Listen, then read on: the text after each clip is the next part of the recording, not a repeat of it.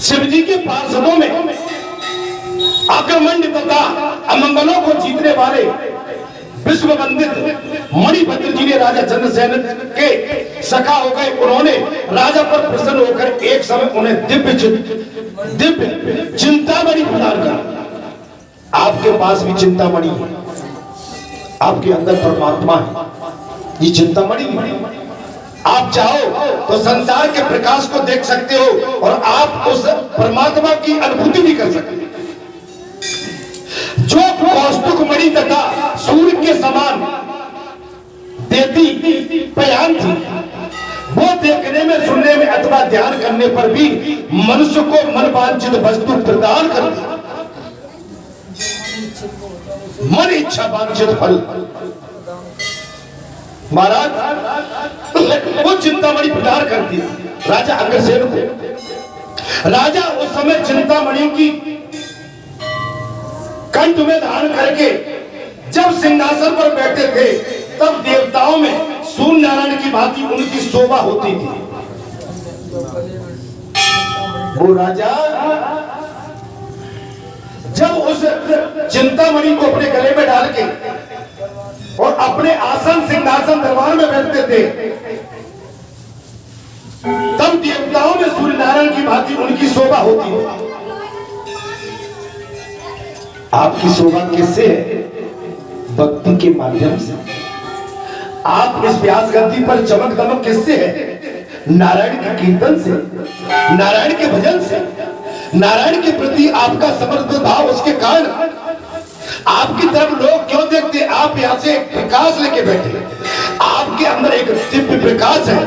वाणी के माध्यम से, मस्तक ब्रह्मांड के माध्यम से, आपके रोम रोम से वो प्रकाश प्रकाशित हो रहा है और ये सभी का कल्याण भी कर रहा है। सूर्य नारायण की भांति उनकी शोभा होती है। व्यास गद्दी पर जो जीव बैठा रहता है, सारी सब श्रोताओं की टिकटिकी उस जीव पर लगी रहती है। राजा चंद्रसेन के विषय में ये सब बातें होती थी। महाराज राजा चंद्रसेन के विषय में ये सब बातें सुनकर समस्त राजाओं के मन में उस मणि की प्रति लोभ की मात्रा बढ़ती। सूत जी कहते हैं, फिर ऋषिगणों, चंद्रसेन के गले में पड़ी उस चिंतामणि को देखकर सारे राजा उनको लोभ लालच बढ़ने लगा और वे क्षुब्ध रहने लगे। वे उनसे थोड़े से दूरी, ईर्षा। देखिए, आज आपको बालाजी धाम ग्राम बरेठा में जब आपको चिंतामणि मिली, ये मणि है। अब आप समझ लो, इसको समझने वाले तो प्रसन्न होंगे और नहीं समझते होंगे वो द्वेष रखते होंगे, वो ऊधम उत्पात मचाते होंगे कि इसके पास कहां से आ गया, ये तो इसके लायक था ही नहीं, इसको मिल कैसे गया।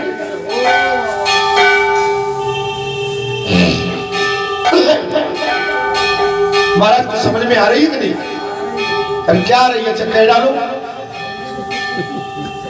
भाई। बालाजी धाम ग्राम बरेठा में ये बालाजी महाराज ने क्या अपना प्रकाश फैला दिया है। अगर ये मणि आज हमारे पास होती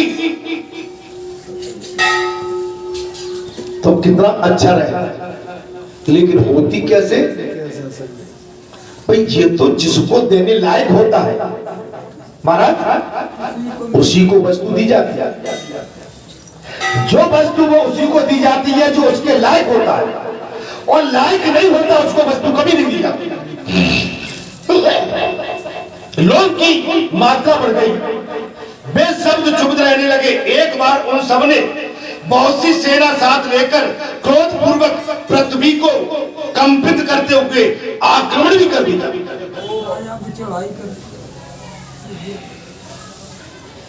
तो कलयुग में तो चढ़ाई सब जगह रही है महाराज। हम उज्जैन की बात क्यों करें, सब जगह चढ़ाई है। हमारे हनुमान जी महाराज की जब जो ये लीला फैली तो जहाँ भी कुछ अच्छे कुछ सब तरह के, मैं तो नहीं कहूंगा भाई चढ़ाई तो होती है ना चारों तरफ से, नहीं होती तो नहीं होती। चढ़ाई कर दी और उज्जैनियों के चारों द्वारों को घेर लिया।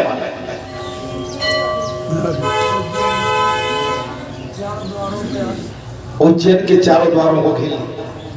अपनी पुरी को घिरी हुई देखकर राजा चंद्रसेन भगवान महाकाल की शरण में गए और मन में संदेह रहित करके दृढ़ निश्चय के साथ उपास पूर्वक दिन रात अनंत भाव से भगवान गौरीपति की आराधना करने लगे।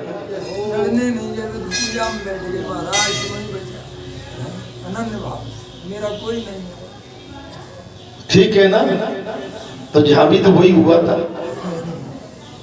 भाई। आप तुलना करें भाई, हम आप लड़ने झगड़ने जो संत महात्मा महापुरुष सतपुरुष होते हैं वो लड़ाई पर विश्वास नहीं करते। वो तो अपनी भगवान से ही अपनी बात रखते हैं कि प्रभु ये तो आपका है, आपका निर्णय है, इसमें हमारा कहीं कुछ भी नहीं है। आप ही समझो कि ये इतना बड़ा संकट कैसे कर सकता है।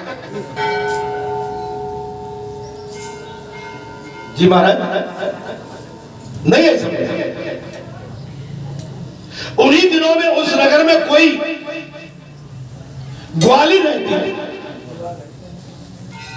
वृंदावन की ग्वालिन रहती थी। उसी समय उसी नगर में कोई ग्वालिन रहती थी जिसके एकमात्र पुत्र था, वो विधवा थी और उज्जैनी में बहुत दिनों से रहती थी। वो विधवा थी, एक पुत्र था, उज्जैनी में बहुत दिनों से रहती थी। सूत जी कहते हैं ऋषियों, अपने 5 वर्ष के बालक को लिए हुए महाकाल के मंदिर में वो पहुंच गए। चढ़ाई कर दी राजाओं ने।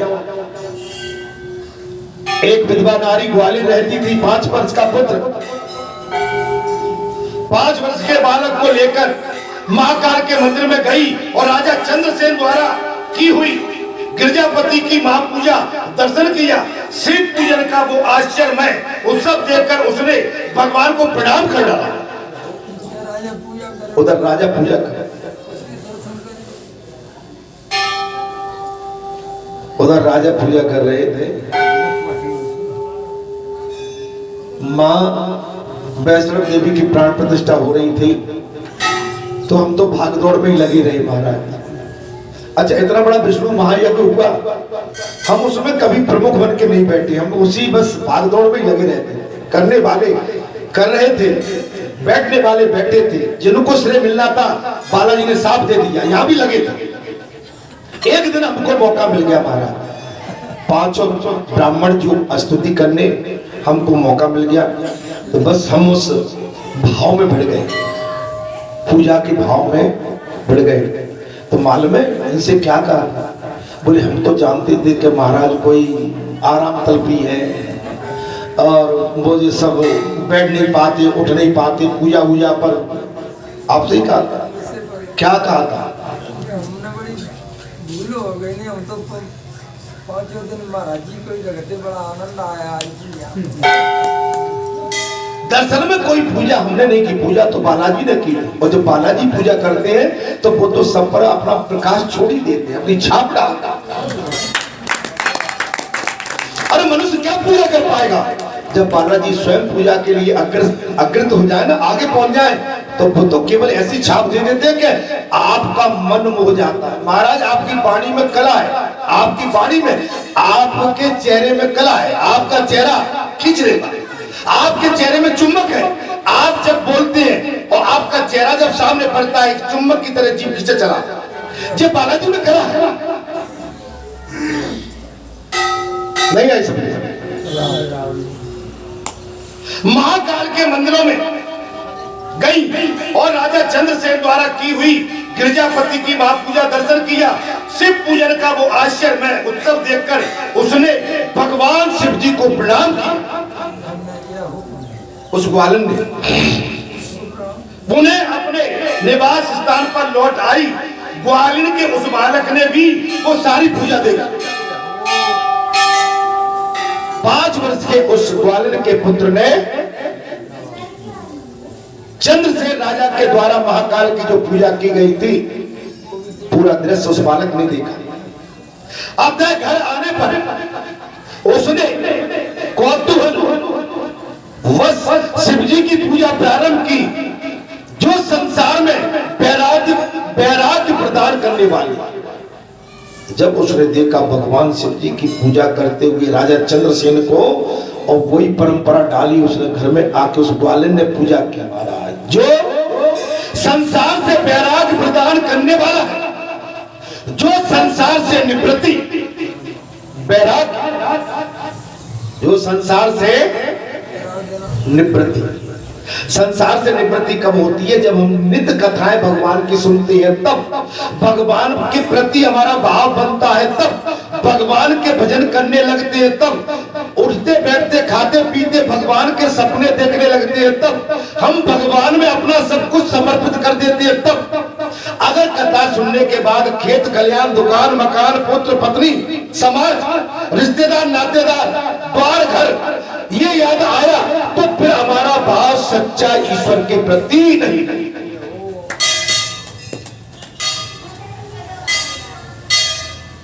भैया पूरे सिंह भैया, भगवान से अपना प्रेम कर, बुरा मत मानना, मेरी आदत है।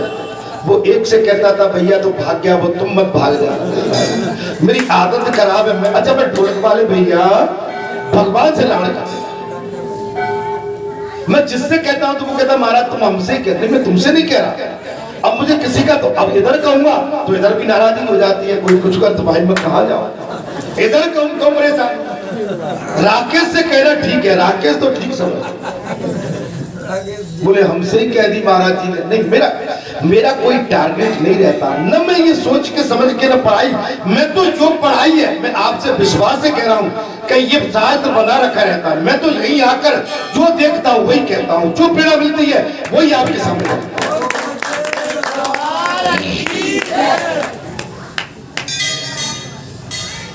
अर्थात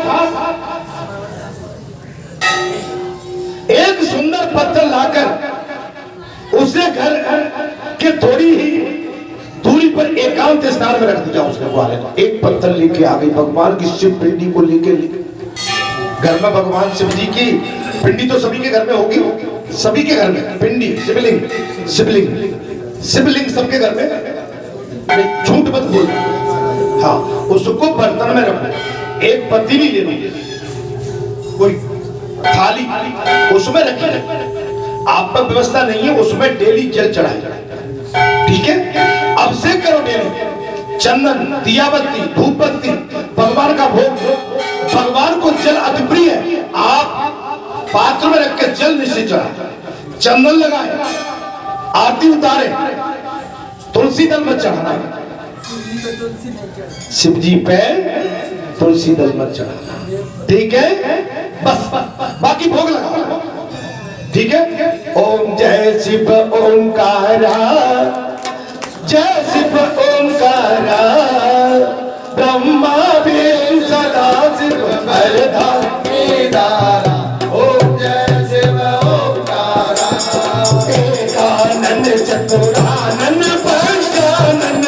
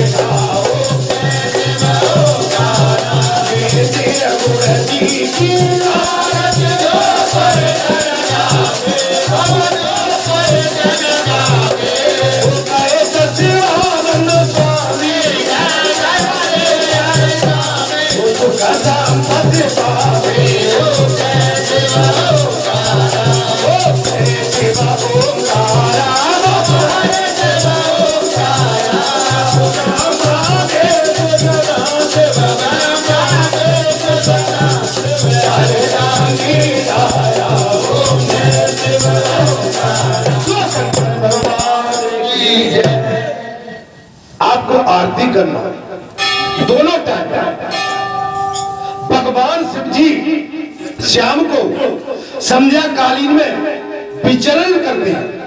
इस मृत्यु लोक में संध्या कालीन में भगवान शिव विचरण करने आते हैं। अपने भक्तों को ध्यान से देखते हैं। जो भक्त जिस स्थिति में होता है उसको वही वरदान दे के चले जाते हैं। आप आरती करते भजन करते पाए गए, आपका कल्याण हुआ। अगर आप जुआ खेलते पाए गए, आपको यही लगा रहे खेलते रहो।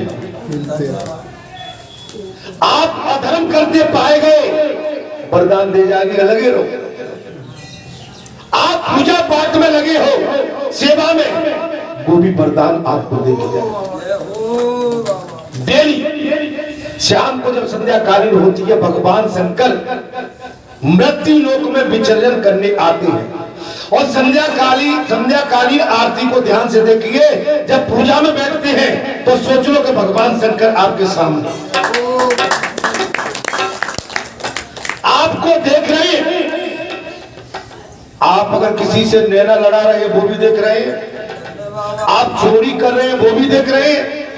आप मदिरा पान कर रहे हैं तो भी देख रहे हैं। जुआ खेल रहे हैं, आप जो भी अनैतिक अधर्म के कार्य कर रहे हैं उसको सबको देख रहे हैं। इसलिए बच के रहना, बच के रहना। भगवान हर पल हमको देखते। अच्छा भगत जी, या तो बड़ी लंबी लंबी दे रहे हो बैठ के, व्यास गद्दी पे तो आप बहुत बड़े दृष्टांत दे रहे हो। और व्यास गद्दी से हटने के बाद आप मार्ग में और संसार में और घर में क्या कर रहे हो, मैं वो देखने आया। यहाँ तो आप भी कथा सुनने आए हैं, बड़े ध्यान से लगे हैं और कह दी कि नहीं भैया, लेकिन कथा सुनने के बाद बाहर निकले, अरे तेरे कायरे वो कहाँ है?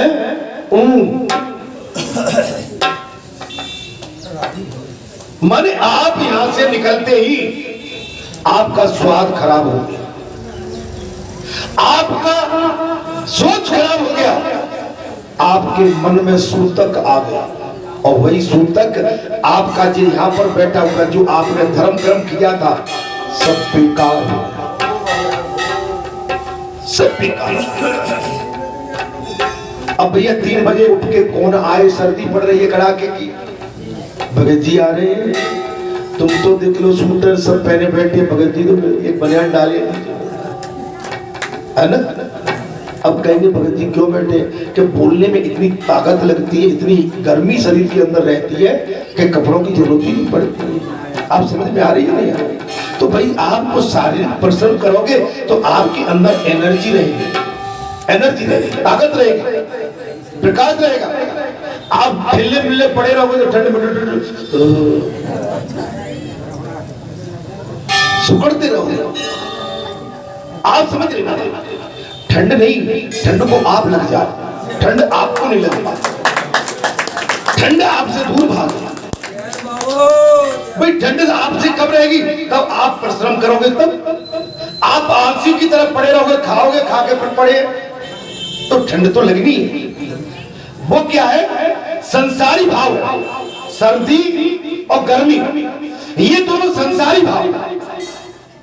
अच्छा, हम रात को सोते हैं, ब्लैंकेट या छोटी मोटी रजाई जो भी यहाँ तक तो डाल लेते हैं, यहाँ तक हमारा मुंह तो ऐसे सर खुला रहता है, इसको ठंड क्यों नहीं लगती?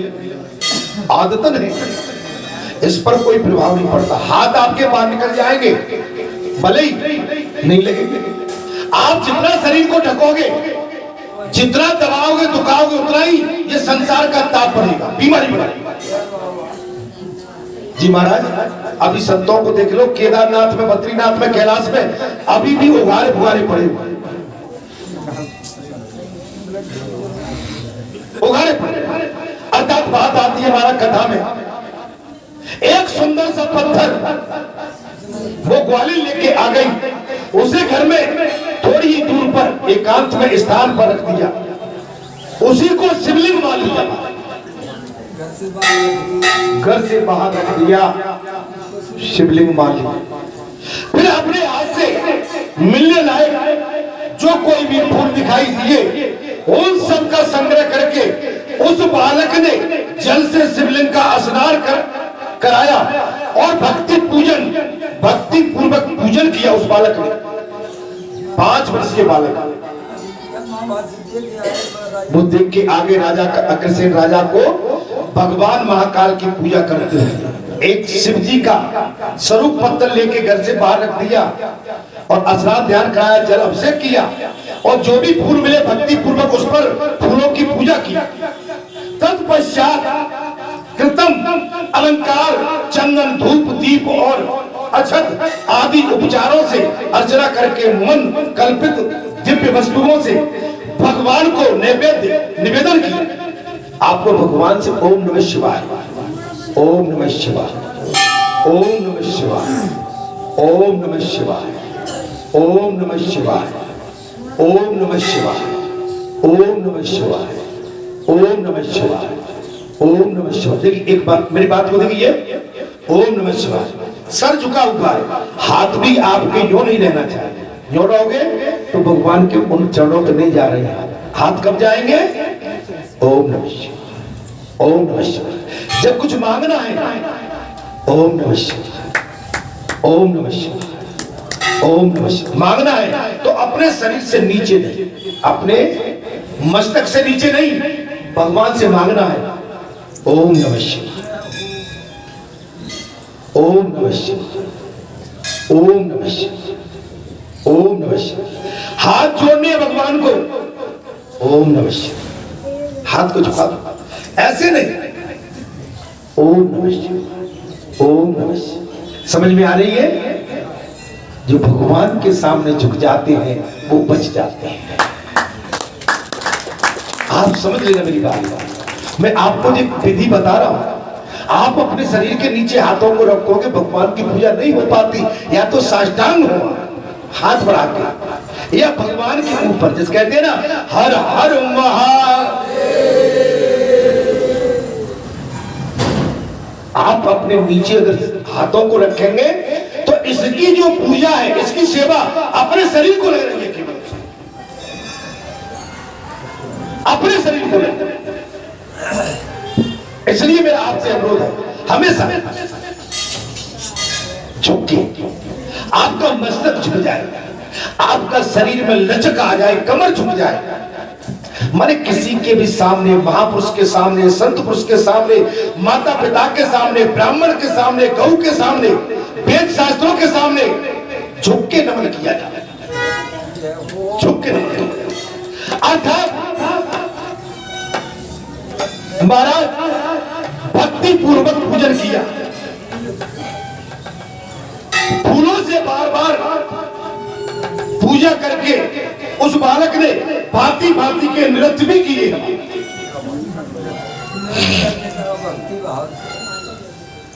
भगवान शिव जी को नृत्य बहुत पसंद है। उस छोटे से 5 वर्ष की आयु के बालक ने हमारे सदगुरु सूत जी कहते हैं, हे ऋषियों, भांति भांति से भगवान शिव जी के सामने नृत्य किया और बारंबार भगवान शंकर के चरणों में सिर झुकाया। बारंबार भगवान शंकर के चरणों में शीश झुकाया। सूत जी कहते हैं ऋषिवरों, इस प्रकार अनियमित होकर शिव जी की आराधना में लगे हुए अपने पुत्र को ग्वालिन ने बड़े प्यार से भोजन के लिए बुला लिया। पूजा में ले 5 वर्ष का बालक उस ग्वालिन ने अपने पुत्र को भोजन के लिए बड़े प्यार से बुलाया। उसका मन तो पूजा में लगा हुआ।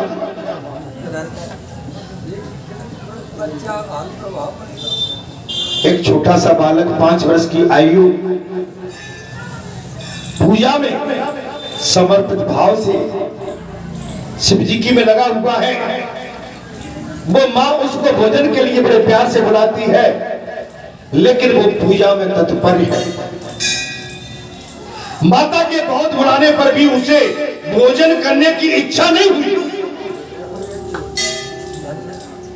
कुछ समझ में आ रहा है, अधिक पेटुआ नहीं होना चाहिए। मंगलवार को भोजन मिल जाए तो ठीक, नहीं मिले तो ठीक, और जितने टाइम पे मिल जाए तो ठीक, संध्या तक मिल जाए तो ठीक, या संध्या की आरती के बाद मिल जाए तो ठीक, लेकिन पेटुआ नहीं होना चाहिए। चलो चलो चलो चलो चलो चलो, प्रसाद बट रहा, आराम से चलेंगे, खाने दो। हम अगर विवेकहीन हो गए, हम सत्संगी विवेकहीन हो गए, हम सत्संग सुनने के पश्चात ही सबसे पहले की कतार में जाके बैठ गए, तो जो सत्संग बेचारे नहीं सुनते वो तो वास्तव में उस प्रसाद के प्रथम हकदार हैं। हमें तो जो भगवान की बात में जूठन मीठन मिल जाएगी तो हम इस पेट की अग्नि बुझाएंगे। भारत मैंने कुछ गलत तो नहीं कह दिया? आशीर्वाद, खुश रहे, बैठिए। अपने पेट की उस भूख को बुझा ले, बैठिए। तब उनकी मां ने स्वयं उसके पास गई। माता वो भगवान शिव जी की पूजा में व्यस्त है। मां की पुकार लगी है, लेकिन एक बात सुनने को तैयार नहीं। भगवान शिव जी की पूजा में 5 वर्ष का बालक बड़े समर्पित भाव से लगा हुआ है, बड़े भाव से। लेकिन जब उसने माता ने बहुत पुकारा और जब वो बालक नहीं पहुंचा तो मां उसके पास स्वयं उसके पास पहुंच गई और उसे शिव जी के आगे आंख बंद करके ध्यान लगाए बैठा देखकर हाथ पकड़कर खींचने लगी। इतने में भी जब वो न उठा, 5 वर्ष का बालक भगवान की शिव जी की पूजा में लगा, आवाज लगाई, नहीं आई, लेकिन मां स्वयं पहुंच गई। आंख बंद करके भगवान शिव से नाता जोड़ लिया, डोर लग गई और महाराज खींचने की कोशिश की, तब भी न उठा। तब उसने क्रोध में आकर उसे खूब पीटा। उस मां ने महाराज क्रोध में आके खूब पीटा।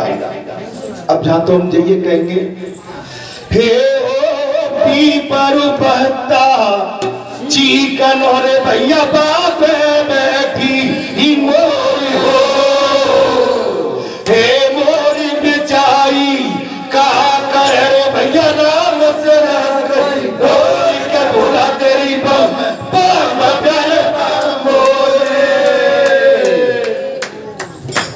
राम से जिसकी ठोल लग जाए तो भैया उसमें मोर का या संत का या महात्मा का कोई कसूर नहीं। उसकी मां ने उस बालक को खूब पिटाई की, खींचने और मारने पीटने पर भी जब वो पुत्र नहीं आया तब उसने उस शिवलिंग को उठाकर दूर फेंक दिया।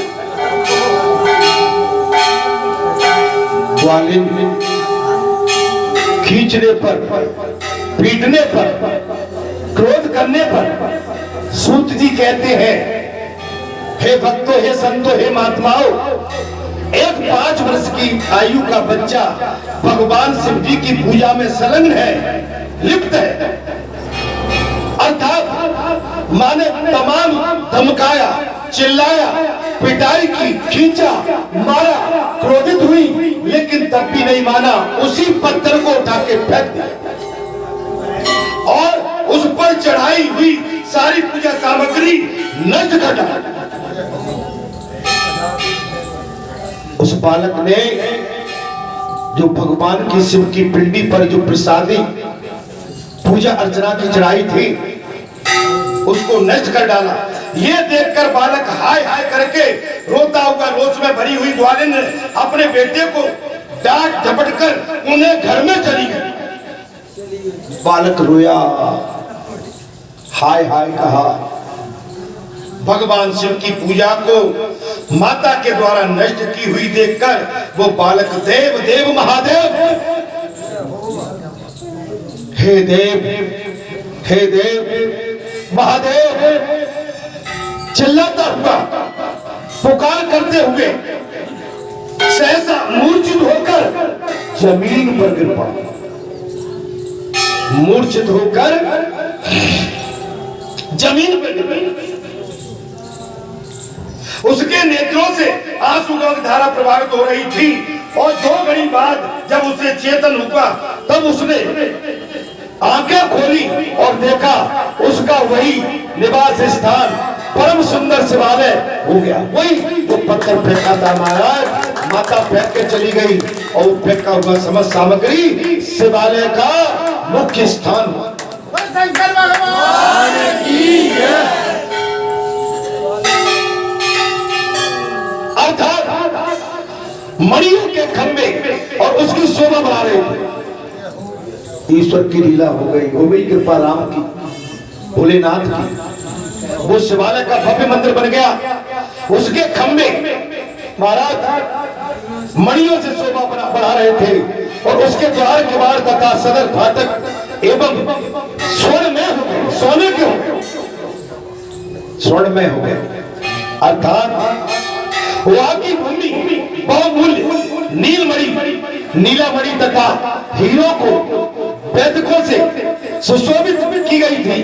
और ये सब देखकर वो सहसा उठा और हर्ष से परम आनंद के समुद्र में विस्मित हो गया, विस्मय हो, आशीर्वाद कल्याण हो। उसने समझ लिया कि वो सब शिव जी की पूजा का महत्व है। और 5 वर्ष की आयु के बच्चे ने समझ लिया कि उतना सुंदर भव्य मंदिर, दिव्य मंदिर, महाराज मणियों के खंभे, स्वर्ण में के बाद दिव्य भव्य मंदिर। और 5 वर्ष की आयु के बालक ने समझ लिया कि जो भगवान शंकर की पूजा का महत्व है, उसी के प्रभाव से ये दिव्य विभूति प्रकट हो गई। तत्पश्चात उस बालक ने अपनी माता के अपराध की शांति के लिए पृथ्वी पर मस्तक रखकर साष्टांग प्रणाम किया और इस प्रकार का, हे देव हे उमापते, मेरी माता का अपराध कृपया करके क्षमा करो।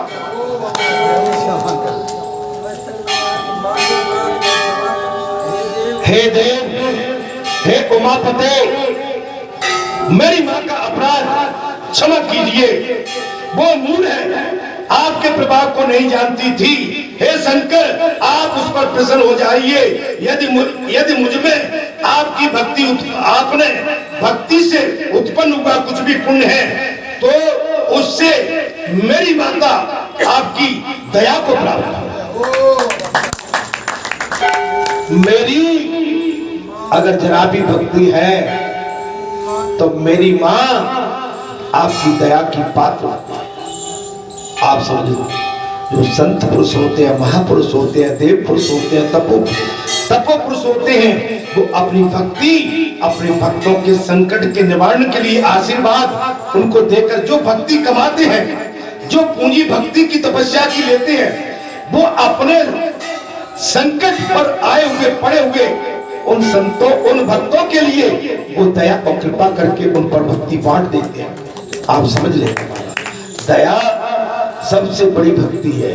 दया सबसे बड़ी भक्ति। मैं आज आपको बताता हूं, जब बाबा का यहाँ विष्णु भगवान का महायज्ञ हुआ था, मैं तो चूंकि उस समय बिलासपुर में था, मैं जब कार्यक्रम संपन्न हो गया मैं यहाँ से चला गया उसी पीरियड में यहाँ पर कुछ व्यवस्थाएं मंदिर पे चल रही थी। बाउंड्री वाल भी नहीं थी उस समय, केवल मंदिर बंदिर बना था और जो पीछे का कमरा बना हुआ।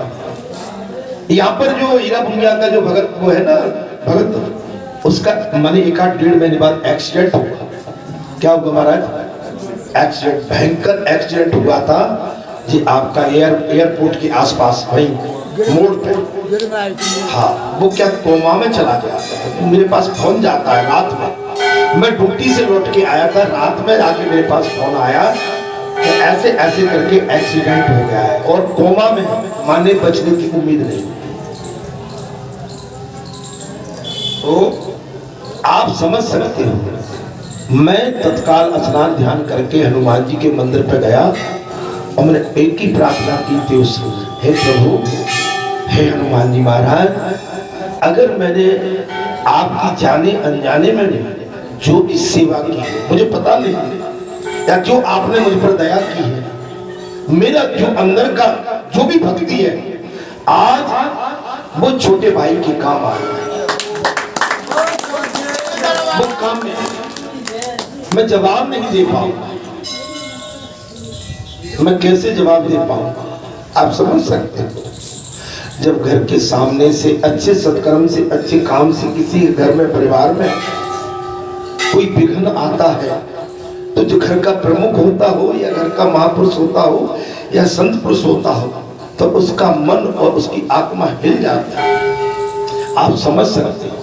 तो जो संत पुरुष महापुरुष, इस बालक ने वही किया है कि मेरी माँ ने तो अपराध कर दिया, मेरी माँ से तो गलती हो गई, लेकिन हे प्रभु भगवान शंकर, अगर मैं आपका मैं वास्तव में पक्का सेवक हूँ, तो मैंने जाने अनजाने में जो भी साधना की है, मेरी साधना मेरे माँ के अपराध को कम करने में लगा है। ये बात आप समझ लीजिए,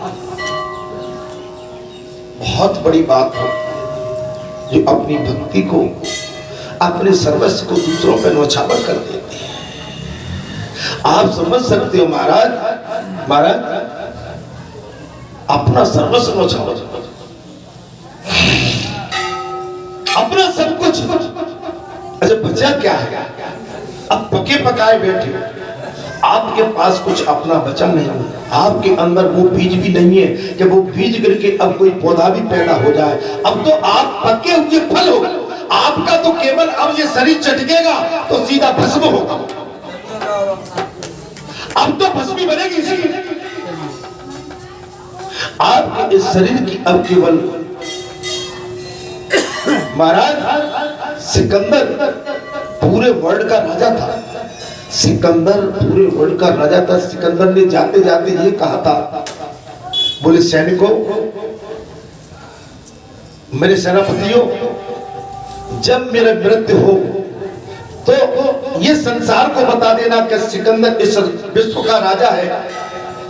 जब मैं जाऊं तो मेरे हाथ बाहर निकाल देना मेरी अर्थी से, उनको संदेश दे देना कि जब मैं पूरे विश्व का राजा हूं, आज इस मिट्टी पर, मैं इस सैया पर सोया हुआ, अग्नि सैया पर, मैं खाली हाथ जा रहा हूं, मैं अपने पास साथ कुछ भी नहीं ले जा रहा। जिस सिकंदर के खजाने की चाबी 40 ऊंटों पर चलती थी, जिस सिकंदर के खजाने की चाबी 40 ऊंटों पर, जब सिकंदर इस संसार को छोड़ के गया तो खाली हाथ गया। हमारे पास अपना कुछ भी नहीं है। जो कहते हो ना, मेरा मकान, मेरा बेटा, मेरी बेटी, अरे हम चले जाएंगे, मेरी सांस बंद हो जाए, मेरा कोई नहीं है, मुझे अकेले ही जाना, यहाँ सब पड़ा रह जाएगा। मकान, दुकान, गाड़ी, घोड़े, खेत, खलियान सब पड़ा।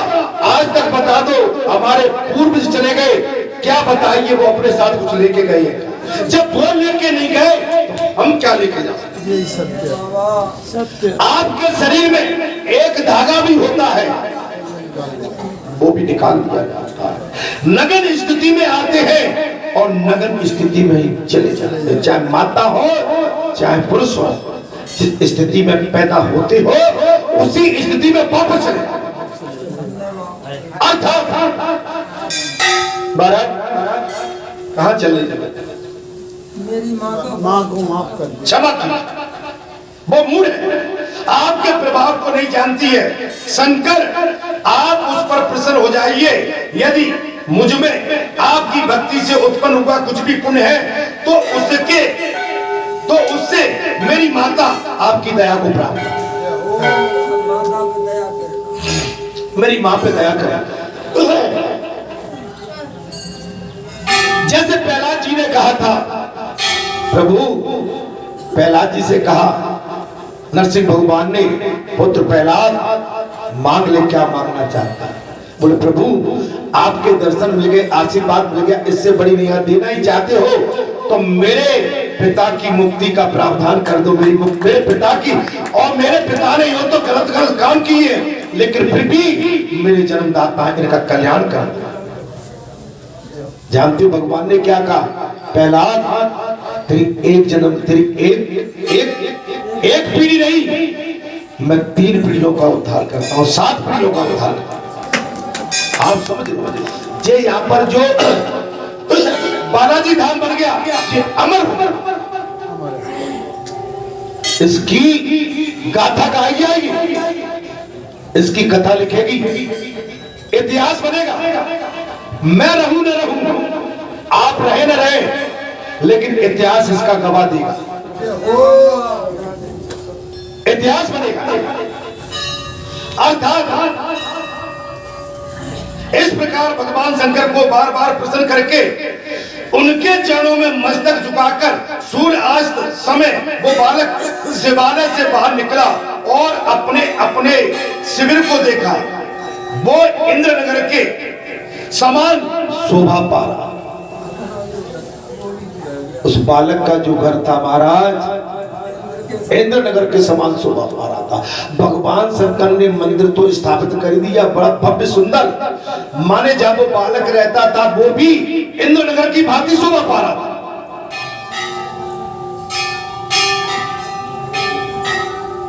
अरे भगवान पे बढ़िया काम करो, यहाँ पत्थर लगाओ, दान करो, पुण्य करो, तुम्हारा घर इंद्र के समान चमके, सूर्य के समान चमके। यहाँ कोताही मत बरसो।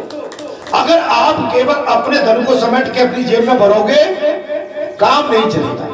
आपका घर, आपका परिवार, आपका समाज, आपका राष्ट्र कब चमकेगा?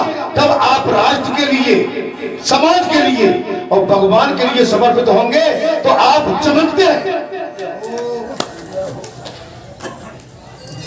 जहां तो घर की होड़ लगी है महाराज, घर मेरा ऐसा बना दो तो फिर अरे ये तो सब नकली मामला हो गया। घर बनाओ और बनना चाहिए, लेकिन उसमें से कुछ अंश भगवान को दान कर दो। जब आपका घर, मकान, दुकान, खेत खलिहान कुछ भी बनता है, कुछ भी क्रय विक्रय होता है, तो उसमें सबसे पहले भगवान का कुछ हिस्सा निकाल के रख दो कि हमारे प्रभु के लिए।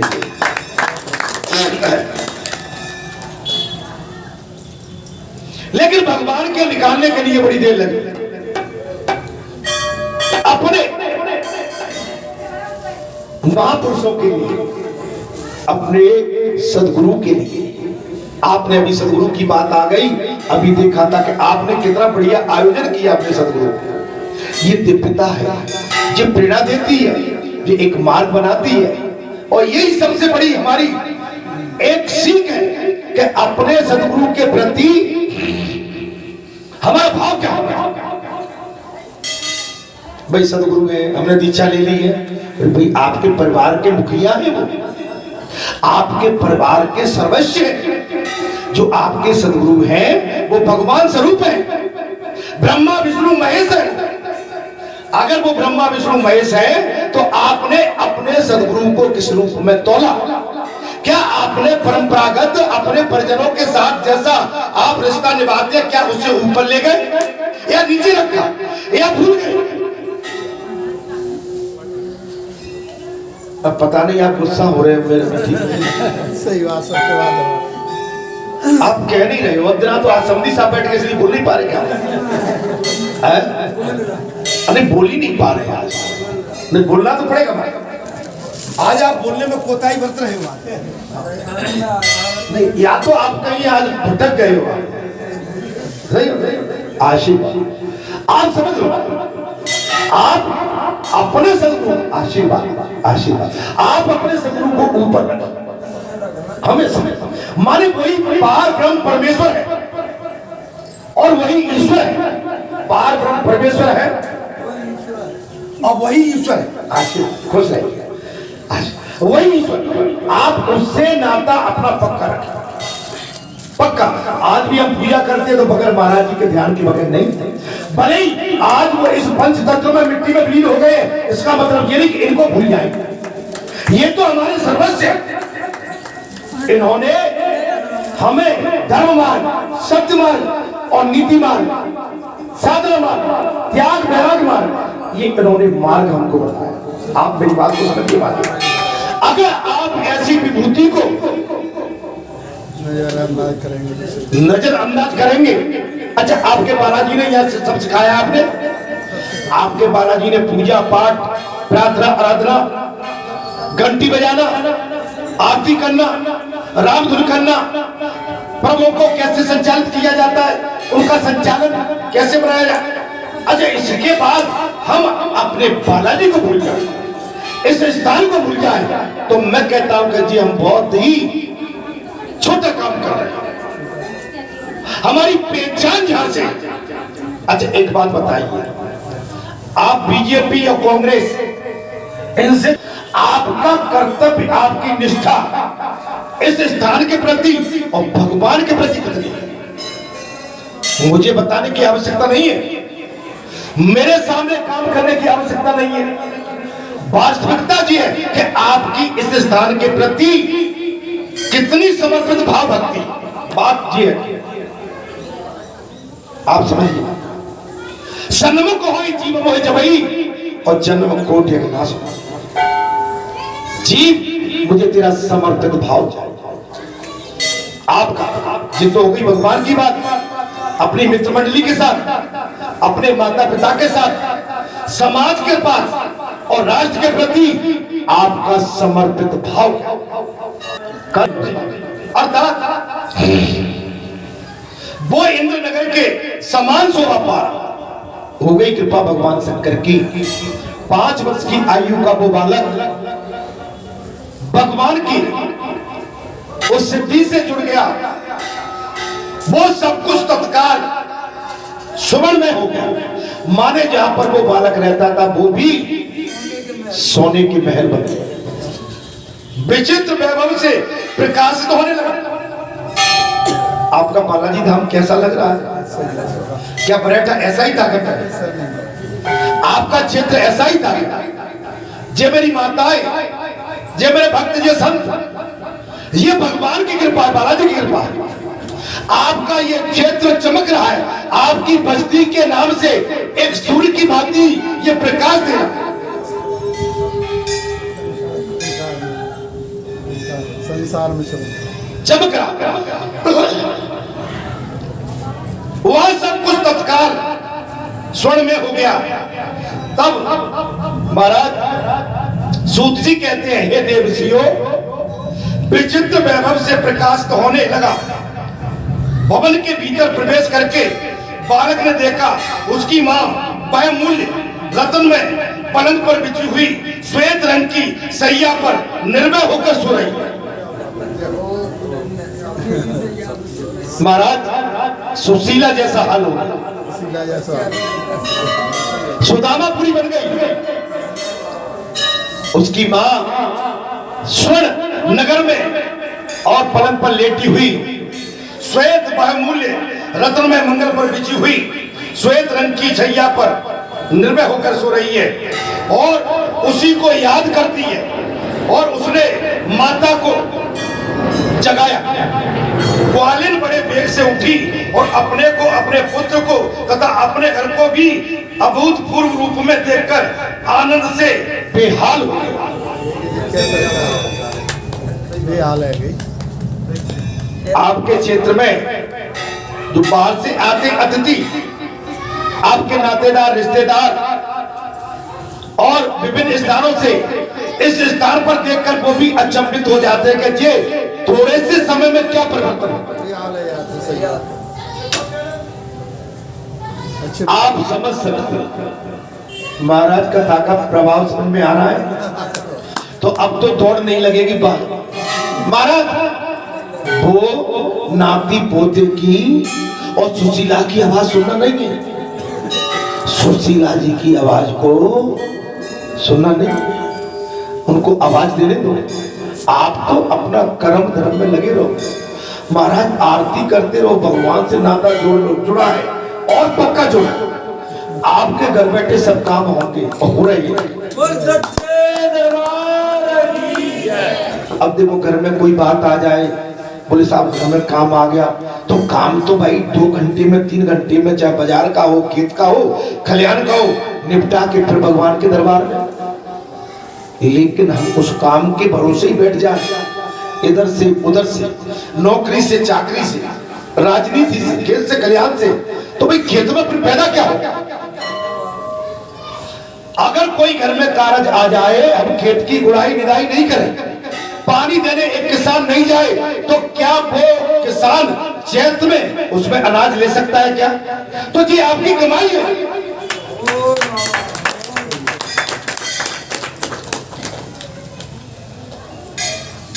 अर्थात पुत्र के मुख से गिरजापति भगवान शंकर का वो सब प्रसाद सुनकर ग्वालिन ने राजा को सूचना दे दी, जो निरंतर भगवान शिव के भजन में लगे रहते थे। उस ग्वालिन ने अपने गणों के माध्यम से राजा के पास संदेश भेज दिया, जो भगवान शिव जी की पूजा के लिए दिन रात लगे रहते थे। राजा अपना नियम पूजा करके रात में सहसा हुआ आए और ग्वालिन के पुत्र का वो प्रभाव जो शंकर जी ने संतोष से प्रकट हुआ था, देखा स्वर्ण में शिव मंदिर और रत्न में लिंग तथा सुंदर मणि और मणियों से जागरण हुआ। ग्वालिन का महल देखकर राजा चंद्रसेन, रोहित और मंत्रियों के साथ 2 घड़ी तक आश्चर्यचकित होकर परमानंद में डूबे।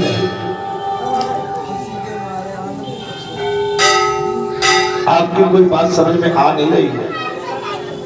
जब कुछ मंगल होता है, जब कोई विशेष उत्सव होता है, जब कोई विशेष लीला होती है, तो वो लीला की गणना और लीला की ख्याति पूरे समूचे संसार में फैल जाती है।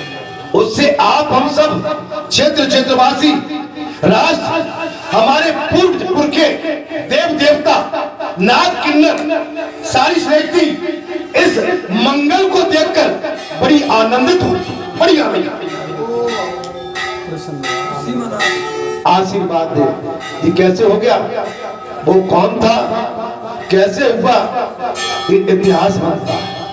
ये इतिहास वही किस्सा सुना रहा हूं मैं, इतिहास बना के नहीं बना, इस महाकाल का इतिहास है। बोले महाकाल की पूजा का महत्व क्या है?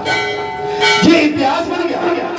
महाराज आश्चर्यचकित होकर वो राजा और वो सैनिक परमानंद में डूबे हुए। तत्पश्चात उन्होंने नेत्रों से प्रेम के आंसू बहाते रहे, नेत्रों से प्रेम के आंसू। ग्वालिन के उस बालक को हृदय से लगा लिया। अरे भाई समझ रहे हो, कुछ अच्छा करोगे। ग्वालिन के उस पुत्र को खींच के हृदय से लगा लिया। भगवान शिव के इस अद्भुत माध्यम की चर्चा समस्त प्रवासियों में बड़े वेग से फैली और वो कहते सुनते रात मानो क्षण भर में व्यतीत हुई। अरे चमत्कार हो गया। आपका चमत्कार बालाजी धाम में हुआ था, जब यह हुआ था महाराज। आज भी चमत्कार है, ये चमत्कार से कम नहीं है। आपको मालूम नहीं है, कई लोग आते हैं, बोले महाराज आपके विषय में सुना, कुछ बता दो। मैंने हम कुछ नहीं जानते मेरे भाई, है ना? हम बागेश्वर महाराज नहीं है, ये बालाजी धाम ग्राम पर बैठा है। जो बात करना है सो बालाजी महाराज से स्वयं बात। आपको जो सिद्धि प्राप्त हुई है और आपने कहीं अपने आप को बड़ापन पाने के लिए उस सिद्धि का प्रचार कर दिया, वो सिद्धि आपसे कुछ समय में ही विलोप हो जाएगी। आपको तो केवल जैसे रथ पर भगवान ने अर्जुन को बिठा लिया था, तो आपको तो जो धर्म के रथ पर बालाजी ने बिठा दिया है। आप तो धर्म के रथ पर बैठे रहो, करने वाले बालाजी।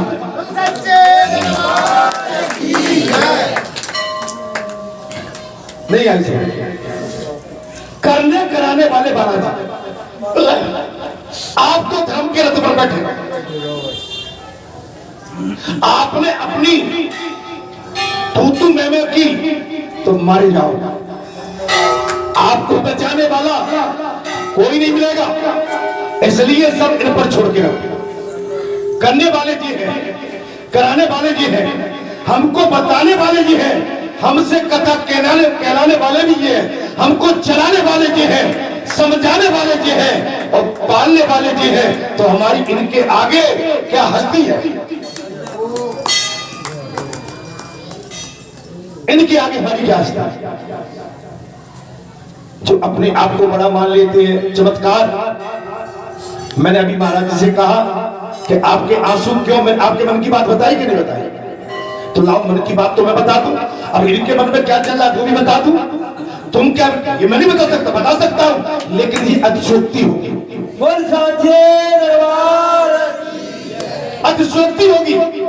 आज तो बता दूंगा लेकिन जी चमत्कार समझ के तुम मुझे घेरोगे और मेरे बाबा की तो समझते ही हो। मेरे बाबा लटका देंगे तो मैं कहीं, हाँ, इसलिए सावधान। महाराज युद्ध के लिए आए हुए और नगर को चारों ओर से घेरे हुए खड़े हुए राजाओं ने भी प्रातःकाल दूतों के मुख से ये परम अद्भुत समाचार सुना। सुनते ही उनके मन से बैर भाव निकल गया। वे जो राजा से द्रोह करते उनका भी निकल गया। नब्बे लड़ाई को खड़े थे। तो अब कछु कम भैरव है कि ना भाई? महाराज धीरे धीरे अरे कम हो जाओ मेरे भाई। कम करता है हुआ धीरे धीरे। वो भी देख कितनी सुंदर कथा है।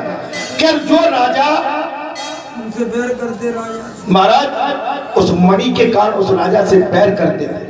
महाराज क्षमा करना मैं नहीं पहुंच पाया आपके, है ना? उस दिन व्यस्त था। अच्छा इतनी व्यस्तता हो गई है कि मैं अपने आप को कभी फ्री नहीं मान पाता। कभी मुझे क्षमा करें। आपका समाचार मुझे मिला था, अर्थात वो राजा नगर को चारों ओर से घेरे हुए खड़े थे। राजाओं ने भी प्रातःकाल दूतों के मुख से परम अद्भुत समाचार सुना। सुनते ही उनके मन में बैर भाव निकल गया। उन्होंने सहसा हथियार डाल दिए और चकित होकर महाराज चंद्रसेन की आज्ञा से नगर में प्रवेश किया। हथियार डाल दिए, क्रोधी थे, हथियार डाल दिए और महाराज चंद्रसेन के पास जाकर आज्ञा से नगर में प्रवेश किया है। उस रमणीय नगरी में प्रवेश करके भगवान महाकाल को प्रणाम करके तत्पश्चात सब राजा उस ग्वालिन के घर आए। भाई वो कौन ग्वालिन है? जिसका 5 वर्ष का बच्चा, जिसने भगवान शंकर का इसने आशीर्वाद प्राप्त करके ये महाकाल का इतना सुंदर मंदिर का निर्माण हो गया, चमत्कारी, और स्वर्ण में नगर बन गया। कौन है चमत्कारी? कौन है चमत्कारी? महाराज अकेले तो नहीं जाओगे?